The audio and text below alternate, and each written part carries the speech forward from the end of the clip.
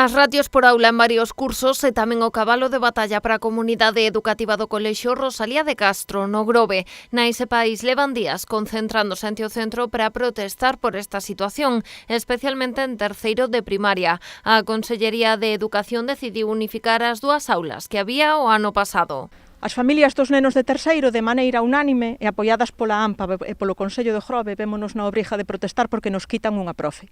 Estes nenos, o ano pasado estaban en dous grupos diferentes, que xuntan este ano, din, por motivos numéricos, como se fosen números e non rapaces, sin ter en conta a calidade do ensino, e sin poder garantir as medidas sanitarias, tanto físicas como emocionais, que van necesitar. Na clase resultante desta unión haberá 25 alumnos, dificultando o cumprimento das medidas de seguridade sanitaria recomendadas para evitar contaxios por COVID-19. As nais e pais aseguran que non se trata dun problema de aulas, senón que deriva da decisión de Educación de suprimir unha praza de mestre.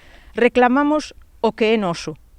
A profe que xa tiñamos. Continuamos tendo aulas suficientes, continuamos tendo profesorado específico que poida atendelos e non entendemos por que nos quitan unha titora. Polo tanto, continuaremos protestando para que nos dean o que xa tiñamos. Queremos esa profe que nos quitan, ningunha profe menos no Grove. As nais e pais denuncian que os 3 cursos de educación infantil e o de segundo de primaria tamén están ao máximo de ocupación, con 25 alumnos por aula.